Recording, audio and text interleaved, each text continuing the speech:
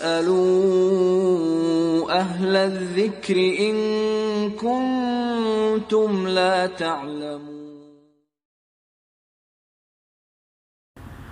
अगर बीमारी की वजह से आंखों के अंदर कोई ज़ख्म हो और बीमारी की वजह से वो पानी बहता है तो वो पानी निजासत है, वो नजस है, उससे वज़ू टूट जाता है।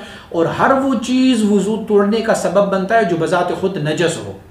जब नजस ना हो और जिस्म से निकल जाए तो वो चीज़ वज़ू को नहीं तोड़ता।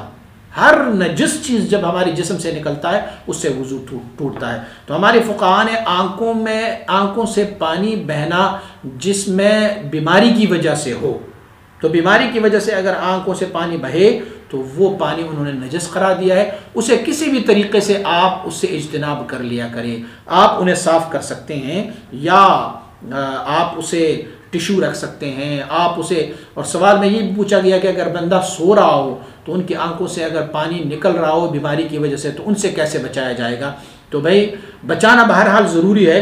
तरीक़ा आप लोग अपनाएं, जिस तरीके से भी आप अपने आप को उनसे बचा सकते हैं तो आप बचाएं। और अगर जमाई की वजह से जो पानी निकलता है वो भी इसमें शुमार होता है? नहीं जनाब, जमाई लेते वक्त आपके मुंह से जो लुआब निकलते हैं वो लुआब गलीज़ नहीं है, निजासत नहीं है, इसीलिए उससे वज़ू भी नहीं टूटता। लेकिन अगर आपके मुंह में कोई छाला था और उस छाले के से कोई रीम या खून की आमेज़श उनके साथ आ रही थी, या दांत में ज़ख्म था और दांत के साथ उस ज़ख्म के साथ ज़ख्म की वजह से आपके मुंह से जो लुआब दहन जमाई वक्त गिर रही थी तो वो फिर उस वजह से निजासत हो सकती है। वगरना अगर बग़ैर किसी इल्लत की हो, कोई बीमारी की बग़ैर हो, तो थूक या लुआब दहन जो है वो जमाई के साथ निकले या बग़ैर जमाई के तो वो पाक है, उससे वज़ू नहीं टूटता।